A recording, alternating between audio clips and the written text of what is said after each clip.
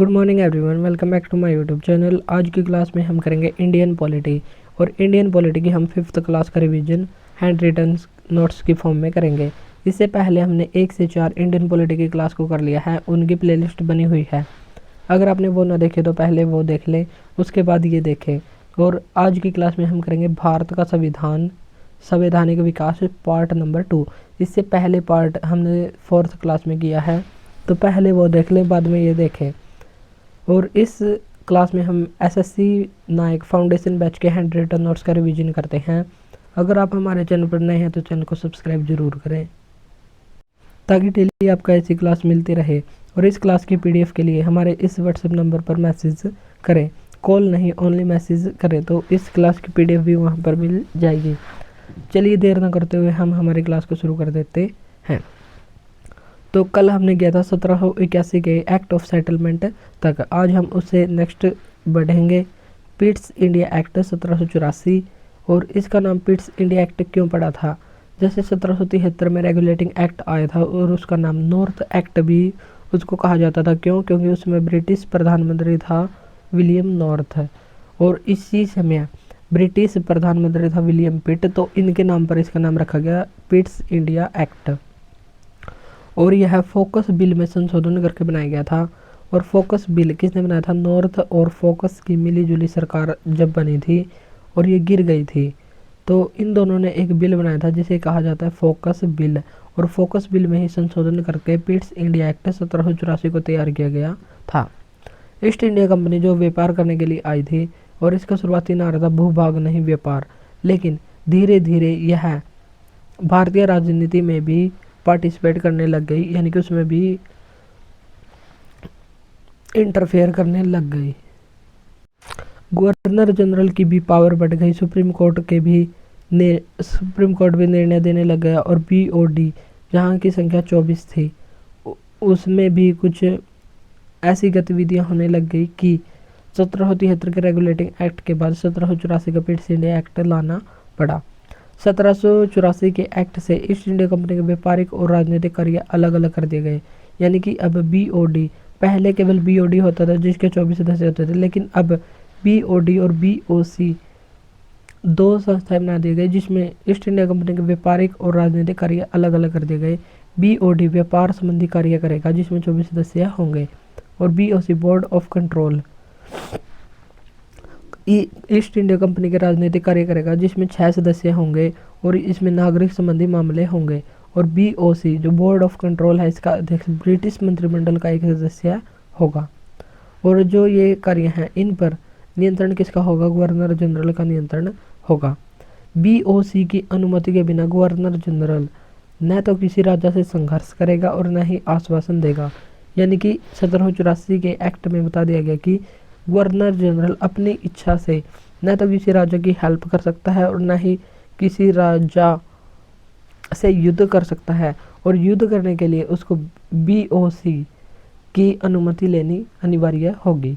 ऐसा भी इसमें प्रावधान किया गया है। इसी अधिनियम में कहा गया कि भारत का कंपनी के द्वारा अर्जित क्षेत्र, यानी कि कंपनी पर जितने एरिया में अधिकार कर लिया गया है, अब उसको ब्रिटिश भारत या ब्रिटिश आधिपत्य कहा जाएगा। और ऐसा कहने वाला पहला दस्तावेज कौन सा है? 1784 का पिट्स इंडिया एक्ट। आंग्ल मैसूर युद्ध हुए थे 4, और पहला हुआ था 1767 से 69 जिसमें हैदर अली जीत गया था और मद्रास की संधि हुई थी। 1780 से 84 हैदर अली इसमें मारा गया था और मैंगलोर की संधि यहाँ पर हुई थी। 1790 से 92 इसमें टीपू सुल्तान ने आधा साम्राज्य अंग्रेजों को देना पड़ गया था और श्रीरंगपट्टनम की संधि हुई थी। और 1799 में तो टीपू सुल्तान की मृत्यु ही हो गई थी। तो ये 4 आंग्ल मैसूर युद्ध हुए थे, और हैदर अली जिसने आधुनिक शस्त्रागार की स्थापना की थी वो भी इसमें हारा गया था। गवर्नर जनरल की परिषद में अब 3 सदस्य होंगे, जो पहले 4 होते थे अब 3 होंगे। जो हमने देखा था कि 2-2 से अगर फैसला आ जाए तो निर्णायक मत किसके पास होगा? गवर्नर जनरल के पास। और इसमें 4 सदस्य होंगे। लेकिन अब ये सदस्य कर दिए 3, और अंत्य प्रांतीय गवर्नरों की परिषद में भी अब 3 सदस्य होंगे। जो अन्य प्रांतीय गवर्नर थे जैसे बम्बई और मद्रास, जो बंगाल के अधीन प्रेसिडेंसी थी, इनमें भी 3 सदस्य होंगे। गवर्नर जनरल प्रांतीय सरकार की विफलता पर उन्हें बर्खास्त कर सकता है। ऐसी पावर भी गवर्नर जनरल को 1784 के पिट्स इंडिया एक्ट के तहत दी गई, और गवर्नर जनरल और 3 सदस्य होंगे, और इनमें से एक कमांडर इन चीफ होगा। जो ब्रिटिश सेनापति होता था, कमांडर इन चीफ, इन 3 सदस्यों में से एक होगा। नेक्स्ट एक्ट है 1786 का अधिनियम। इसमें गवर्नर जनरल को विशेष परिस्थितियों में अपनी परिषद का निर्णय निरस्त कर सकता है, ऐसी पावर दी गई। अगर कोई विशेष परिस्थिति है तो अपनी परिषद का निर्णय भी वो निरस्त या उसको माना नहीं जा सकता, निरस्त कर सकता है। कमांडर इन चीफ अब गवर्नर जनरल होगा। पहले तो जो 3 सदस्य बनाए गए थे अलग से परिषद में, उनमें से कमांडर इन चीफ होगा, लेकिन अब commander in chief he governor general होगा। और गवर्नर जनरल को वीटो का अधिकार 1786 के अधिनियम के तहत दिया गया था। वीटो का मतलब होता है ना कहने का अधिकार। अगर कोई ना कहने का अधिकार, जैसे यूएनओ में यूनाइटेड नेशन सिक्योरिटी काउंसिल है जिसमें 15 सदस्य हैं। 15 में से 5 के पास वीटो का अधिकार है और 10 अस्थायी सदस्य हैं जिनको केवल वोट का अधिकार प्राप्त है। अगर इनमें से 14 सदस्य भी मान लें और एक वीटो पावर वाला ना कह दे तो वो प्रस्ताव वहीं पर खारिज हो जाएगा, यानी कि ना कहने का अधिकार वीटो पावर होगी। और यहाँ पर बताया गया कि विशेष परिस्थितियों में ब्रिटिश अपनी परिषद का निर्णय भी निरस्त कर सकता है, यानी कि उसकी चलेगी, यानी कि उसको वीटो का अधिकार यहाँ पर दिया गया। तो गवर्नर जनरल को वीटो का अधिकार 1786 के अधिनियम के तहत दिया गया था। नेक्स्ट है 1793 का अधिनियम। इसमें कंपनी के लाइसेंस को 20 वर्ष के लिए बढ़ा दिया गया, और BOC का वेतन, जो बोर्ड ऑफ कंट्रोल का वेतन है, जो ब्रिटिश लोग थे जो ब्रिटेन में रहते थे, उनका वेतन अब भारतीय राजस्व से दिया जाएगा। और ईस्ट इंडिया कंपनी अपना खर्च वगैरह निकाल कर या काट कर 5 लाख रुपए प्रति वर्ष ब्रिटिश सरकार को देगी। ऐसा भी इसमें कहा गया कि इसमें 3 महत्वपूर्ण प्रावधान किए गए। जो ईस्ट इंडिया कंपनी का लाइसेंस था उसको 20 वर्ष के लिए बढ़ा दिया गया 1813 तक। और जो BOC के सदस्य थे उन सदस्यों को वेतन अब भारतीय राजस्व से दिया जाएगा। और ईस्ट इंडिया कंपनी अब उसको चाहे कितना भी फायदा हो या नुकसान हो 5 लाख रुपए वार्षिक ब्रिटिश सरकार को देगी। नेक्स्ट एक्ट आया चार्टर एक्ट 1813 जो 1793 से 20 वर्ष के लिए लाइसेंस बढ़ाया गया था, तो उसके लिए दोबारा से एक्ट आया 1813 का एक्ट। और फ्रांस में उस समय शासक था नेपोलियन बोनापार्ट, जो 1769 से 1821 तक शासक रहा, और इसने महाद्वीपीय व्यवस्था को शुरू किया था। और महाद्वीपीय व्यवस्था क्या थी? जो यूरोप के देश थे वो नहीं चाहते थे कि इंग्लैंड ज़्यादा फले फूले, यानी कि वहाँ पर तरक्की हो, ऐसा नहीं चाहते थे। इसलिए यूरोप के देशों ने, जो ब्रिटेन के आसपास लगते हैं, तो ब्रिटेन के आसपास में ऐसी व्यवस्था शुरू की गई कि कोई भी ब्रिटेन की चीज़ों को नहीं खरीदेगा। और इसको नेपोलियन की महाद्वीपीय स्थिति या महाद्वीपीय व्यवस्था कहा गया। और इसलिए ईस्ट इंडिया कंपनी के जो व्यापारी थे वे सभी इंग्लैंड के राजा के पास गए और उन्होंने दबाव बनाया कि ईस्ट इंडिया कंपनी के एकाधिकार को समाप्त करके उन्हें भी व्यापार करने की अनुमति दी जाए। तो इस एक्ट के तहत ईस्ट इंडिया कंपनी के आंशिक एकाधिकार को समाप्त कर दिया गया था। तो आंशिक एकाधिकार को समाप्त क्यों किया गया था? नेपोलियन बोनापार्ट की महाद्वीपीय व्यवस्था के कारण। नेपोलियन बोनापार्ट जिसने एक भी राज्य नहीं जीता था, और भारत का नेपोलियन कहा जाता है समुद्रगुप्त को। और नेपोलियन ने अंतिम युद्ध 1815 में वाटरलू का युद्ध लड़ा था, वहीं पर इसको कैद कर लिया गया था और 1821 में इसकी मृत्यु हो गई थी। तो इतनी बात हमको यहाँ पर ध्यान रखनी है। अब हम देख लेते हैं 1813 का एक्ट। ईस्ट इंडिया कंपनी के व्यापार पर जो एक अधिकार था उसको आंशिक रूप से समाप्त कर दिया गया, कंप्लीटली एक अधिकार समाप्त नहीं किया था। चीन और चाय को छोड़कर, और अफीम पर भी आंशिक व्यापार अभी चालू था।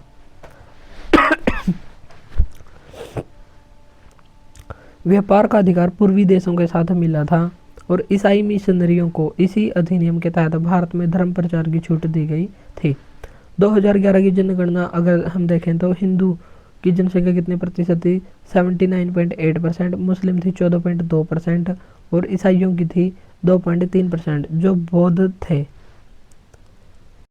बौद्ध धर्म के जो फाउंडर थे महात्मा बुद्ध, वो भारत में ही थे, भारत के ही रहने वाले थे। और जो जैन धर्म के फाउंडर थे महावीर स्वामी, ये भी भारत से ही थे, लेकिन ईसाई धर्म का फाउंडर भारत से नहीं था। फिर भी इनकी जनसंख्या जैन और बौद्ध से ज़्यादा है। ऐसा क्यों हुआ? ईसाई मिशनरी को भारत में धर्म प्रचार की छूट दी गई थी। भारत आने वाला पहला ईसाई मिशनरी ये आया था 52 एडी में। एडी का मतलब होता है एनो डोमिनी। 52 ईस्वी में आया था थॉमस द अपोस्टल, जो केरल में आया था। और यहीं पर पहली चर्च बनाई गई थी, सेंट थॉमस चर्च, जो 52 एडी या 52 ईस्वी में केरल में बनाई गई थी। और भारत में यूरोपीय शैली की पहली चर्च यह 1508 में बनाई गई सेंट फ्रांसिस चर्च, जो त्रिशूर शहर केरल में है। तो वहाँ पर स्थित है भारत की यूरोपीय शैली की पहली चर्च, सेंट फ्रांसिस चर्च। 1818 में एक सेरामपुर मिशन, जो पश्चिम बंगाल का मिशन था, इसके तहत बैप्टिस्ट मिशन कॉलेज की भी स्थापना की गई थी। और सेराम मिशन ये चला था 1818 से 1845 के बीच। और इसमें जो पोप होते थे, पोप क्या होते थे? चर्च के मुखिया या पादरी होते थे। और पोप में भी जो मुख्य होता था उसे बिशप कहा जाता था। और इसमें जो सेरामपुर मिशन था, इसमें एक मुख्य बिशप होता था जिसका नाम था कैरी, और 2 अन्य पादरी होते थे, जोशुआ मार्समैन और विलियम वार्ड। तो ये 2 अन्य पादरी होते थे सेरामपुर मिशन में। 1813 के एक्ट में 1 लाख रुपए वार्षिक शिक्षा पर खर्च होंगे, ऐसा भी प्रावधान किया गया था। तो 1813 के एक्ट में क्या मुख्य बातें हुई? तो 1 लाख रुपए शिक्षा पर खर्च होगा और धर्म प्रचार के लिए ईसाई मिशनरियों का भारत में आगमन हो गया। और वे ईस्ट इंडिया कंपनी के व्यापारिक एकाधिकार आंशिक रूप से समाप्त कर दिया गया, चाय और चीन को छोड़कर। नेक्स्ट एक्ट आया इसके 20 साल बाद, चार्टर एक्ट 1833। इसके सबसे पहली महत्वपूर्ण बात क्या थी? बंगाल के गवर्नर जनरल को भारत का गवर्नर जनरल बना दिया गया। और भारत का पहला गवर्नर जनरल कौन था? विलियम बेंटिक था। और भारत का पहला गवर्नर, बंगाल का पहला गवर्नर जनरल ये था वॉरेन हेस्टिंग्स। और बंगाल का पहला गवर्नर बना था क्लाइव। और क्लाइव के बाद पहला गवर्नर जनरल बना था वॉरेन हेस्टिंग्स 1773 के एक्ट के तहत।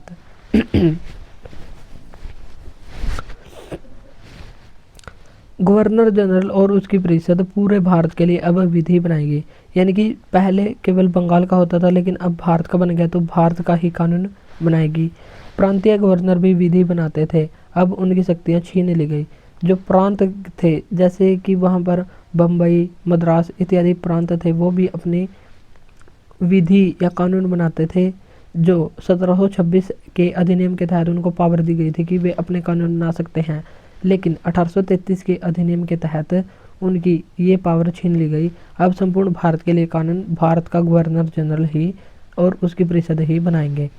गवर्नर जनरल की परिषद में अब 4 सदस्य होंगे।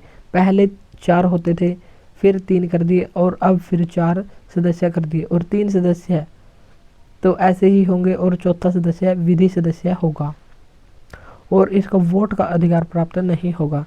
जैसे वर्तमान में भारत के महान न्यायवादी हैं 76 अनुच्छेद के तहत आर वेंकटरमणी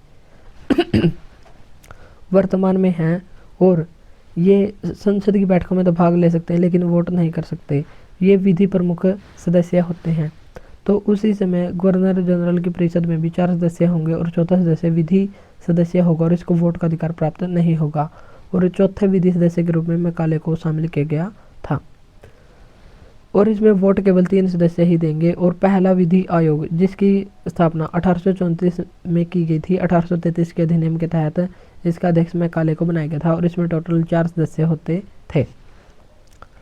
स्वतंत्र भारत का पहला विधि आयोग ये बनाया गया था 1955 में और इसके पहले अध्यक्ष थे मोतीलाल चिमनलाल सीतलवाड़।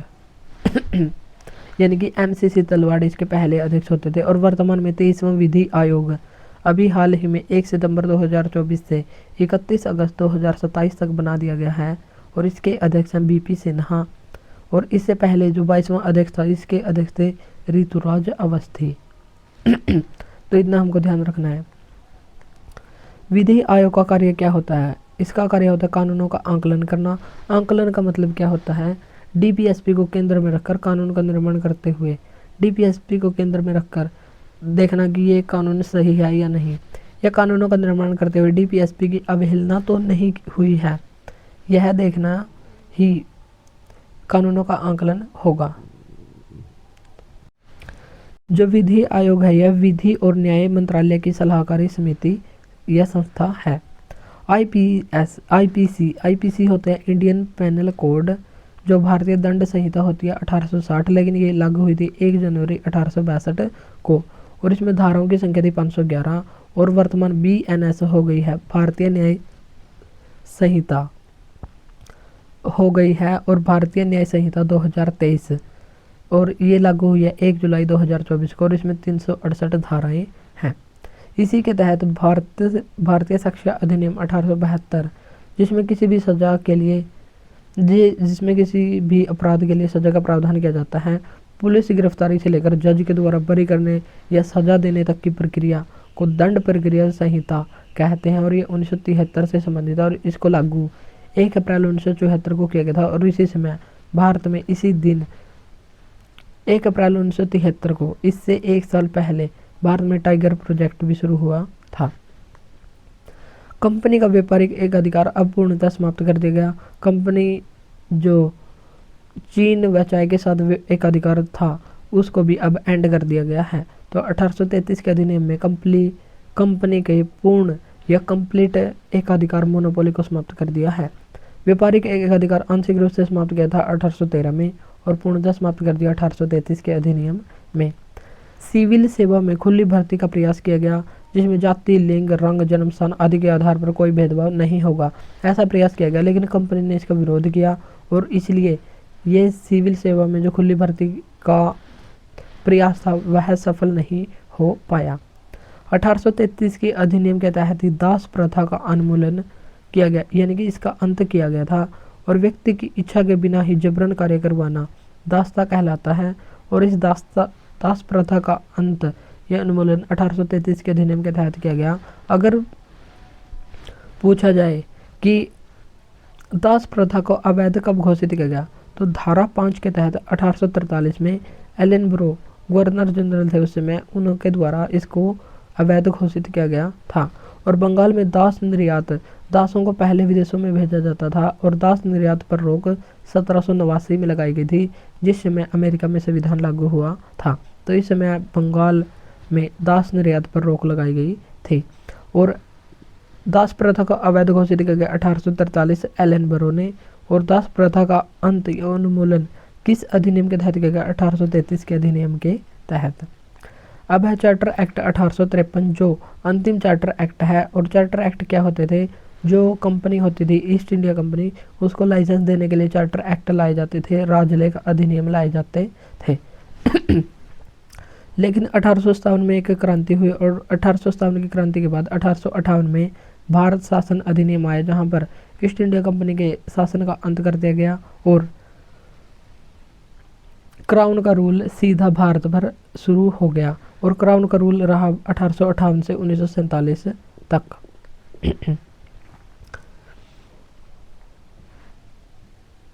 इसलिए इसको कहते हैं अंतिम चार्टर अधिनियम, क्योंकि ईस्ट इंडिया कंपनी के लिए इसके बाद कोई भी अधिनियम नहीं आया। और इसमें गवर्नर जनरल की परिषद में 6 अतिरिक्त सदस्य जोड़े गए और 2 सदस्य जोड़े जाने का प्रावधान कर दिया गया, यानी कि 6 तो अतिरिक्त सदस्य जोड़े गए और 2 सदस्य अगर चाहे गवर्नर जनरल और उसकी परिषद जोड़ सकते हैं, ऐसा प्रावधान किया गया। पहले गवर्नर जनरल के साथ 4 सदस्य होते थे, फिर 6 सदस्य और जोड़े गए और 2 का प्रावधान भी किया गया। और इसमें चौथा होता था विधि सदस्य। तो टोटल कितने सदस्य हो गए? 12 सदस्य हो गए। जो 4 पहले थे 6 और जोड़े दिए और 2 का प्रावधान किया गया, यानी कि 12 सदस्य हो गए। और इन 12 सदस्यों को ही केंद्रीय विधान परिषद के नाम से जाना गया। और केंद्रीय विधान परिषद के 2 प्रकार के कार्य थे, और ये 2 प्रकार के कार्यों में थे विधायी कार्य, जो विधि निर्माण संबंधी कार्य थे, और कार्यकारिणी कार्य। इन दोनों कार्यों को अलग अलग कर दिया गया, यानी कि विधायी कार्य कानून बनाने का कार्य और कानून को लागू करने का कार्य केंद्रीय विधान परिषद का होगा। सिविल सेवकों की भर्ती प्रतियोगिता के आधार पर होगी, ऐसा भी 1853 के अधिनियम के तहत किया गया। और बीओडी के सदस्यों की संख्या घटाकर 18 कर दी। 18 पहले कितनी होती थी? 24, इसमें से 6 घटा दिए गए, और इनमें से 6 सदस्य ब्रिटिश क्राउन द्वारा नामांकित होंगे, यानी कि जो 6 सदस्य तो इसमें से घटा दिए, और 6 इसमें से, यानी कि 12 सदस्य ही वो रह गए, और 6 सदस्य ब्रिटिश क्राउन के द्वारा नामांकित होंगे। ऐसा भी प्रावधान इसमें कहा गया ताकि ब्रिटिश क्राउन इस बीओडी पर भी नियंत्रण लगा सके। तो आज की क्लास में हमने कुछ महत्वपूर्ण एक्ट देखे थे, जैसे 1784 का पिट्स इंडिया एक्ट। विलियम पिट इस समय वहाँ के प्रधानमंत्री थे। फिर देखा 1786 का, फिर 1793, 1813 और 1833 और 1853। तो ये सभी एक्ट हमने कर लिए हैं। अब हम इनका क्वेश्चन फॉर्म में रिवीजन करेंगे। चलिए शुरू करते हैं हमारे क्वेश्चन। तो क्वेश्चन नंबर फर्स्ट है हमारा, भारत में सबसे पुराना ईसाई चर्च कौन सा है? और ईसाई चर्च केरल में स्थित है, और इस पहले ईसाई चर्च का नाम है थॉमस द अपोस्टल। तो भारत के पहले ईसाई चर्च का नाम क्या है? थॉमस द अपोस्टल, और ये कब बना था? 52 AD 52 ईस्वी में बना था। भारत में ईसाई मिशनरी को धर्म प्रचार का अधिकार किसने दिया था? 1813 के अधिनियम के तहत दिया गया था। श्रीरामपुर मिशन से संबंधित कौन है? तो इससे संबंधित 3 व्यक्ति थे। मुख्य बिशप होता था, जो पादरियों में भी मुख्य होता था, विलियम कैरी, और 2 अन्य पादरी होते थे, जोशुआ मार्शमैन और विलियम वार्ड। फिफ्थ क्वेश्चन है, ईसाई मिशनरियों के 1818 के बैप्टिस्ट मिशन कॉलेज की स्थापना कहाँ पर की गई थी? श्री रामपुर, पश्चिम बंगाल में की गई थी। पिट्स इंडिया एक्ट किस वर्ष पारित हुआ था? 1784 में विलियम पिट के समय। किस एक्ट में ब्रिटिश सरकार और ईस्ट इंडिया कंपनी के द्वारा नियंत्रण की दोहरी प्रणाली को स्थापित किया गया था? यानी कि बीओडी और बीओसी किस अधिनियम के तहत आए थे? ये आए थे 1784 के पिट्स इंडिया एक्ट के तहत। 1784 के एक्ट से संबंधित कुछ महत्वपूर्ण बातें क्या थी? अब जो ब्रिटिश कंपनी द्वारा अर्जित क्षेत्र है, ब्रिटिश आधिपत्य या ब्रिटिश भारत कहलाएगा, और आक्रामक युद्धों और संधियों पर एक सामान्य निषेध रखा गया था। यानी कि गवर्नर जनरल किसी राजा की न तो सहायता कर सकता और न ही किसी राजा के साथ संघर्ष कर सकता। संघर्ष करने या उसकी सहायता करने से पहले उसको बीओसी की अनुमति लेनी अनिवार्य होगी, और बीओसी का अध्यक्ष ब्रिटिश मंत्रिपरिषद का एक सदस्य होगा, और इसमें शुरू में 6 सदस्य होंगे, ऐसा प्रावधान किया गया था। 1813 का अधिनियम, इसमें कंपनी का व्यापारिक एकाधिकार आंशिक रूप से समाप्त कर दिया गया, और कंपनी द्वारा अधिकार किए गए क्षेत्र को ब्रिटिश राज्य की संप्रभुता का सुदृढ़ किया गया, और शिक्षा पर प्रतिवर्ष 1 लाख रुपए खर्च होंगे, ऐसा प्रावधान भी किया गया। और इसी अधिनियम के तहत भारत में ईसाई धर्म प्रचार के लिए आए थे। कलकत्ता में सुप्रीम कोर्ट की स्थापना कब की गई थी? 1773 के रेगुलेटिंग एक्ट के तहत 1784 में की गई थी, और इसका एक मुख्य न्यायाधीश और 3 अन्य न्यायाधीश थे, और एक मुख्य न्यायाधीश का नाम था एलिजा इम्पे, और ये थे लेमिस्टर हाइड, और एक जो नाम रह गया उसका नाम बताना आपको कमेंट बॉक्स में, क्योंकि हमने पिछले क्लास में किया था, तो आपको भी ध्यान रखना होगा। 1813 के एक्ट के द्वारा ईस्ट इंडिया कंपनी के शासन को अगले 20 वर्ष के लिए बढ़ा दिया गया था। तो ये भी पूछा गया था कि कितने वर्ष के लिए बढ़ाया गया? 20 वर्ष के लिए बढ़ाया गया था। 1813 के एक्ट से संबंधित बातें, ईसाइयों को धर्म प्रचार की अनुमति दी गई। 1833 के अधिनियम में बंगाल के गवर्नर जनरल को भारत का गवर्नर जनरल बना देगा, और पहला गवर्नर जनरल था विलियम बेंटिक।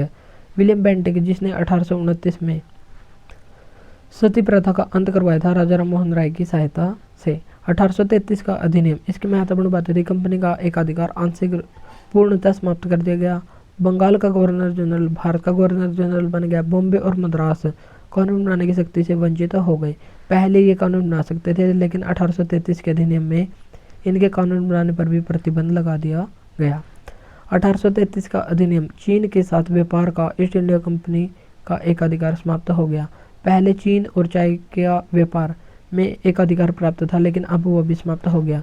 तो किस देश के साथ समाप्त हो गया? चीन के साथ हो गया। बंगाल का गवर्नर जनरल भारत का गवर्नर जनरल बन गया 1833 के अधिनियम के तहत। भारत में दास प्रथा को अवैध घोषित किया गया। कब घोषित किया गया? 1843 में एलन ब्रो के द्वारा। और यदि पूछा जाए किस एक्ट के तहत दास प्रथा का उन्मूलन किया गया, तो 1833 के अधिनियम के तहत। 18वां क्वेश्चन है और ये हमारा लास्ट क्वेश्चन है। पहली बार गवर्नर जनरल की परिषद के विधायी और कार्यकारी कार्यों को अलग अलग किया गया था, तो ये किया गया था 1853 के अधिनियम के तहत। तो ये थी आज की हमारी क्लास, जिसमें हमने 1853 तक के अधिनियम को देख लिया है। और एक क्लास और होगी, उसके बाद हम नेक्स्ट क्लास करेंगे मंडे को और कल को हम 1 से 5 क्लास का रिवीजन करेंगे। तो आप उस क्लास को भी ज़रूर देखें, जिसमें हम पूरी की पूरी जितनी 5 क्लास हुई हैं उनका कंबाइंड रूप से रिवीजन करेंगे। अगर क्लास अच्छी लगी तो इसको लाइक और शेयर जरूर करें। आज के लिए इतना ही, मिलते हैं नेक्स्ट वीडियो में। Thank you.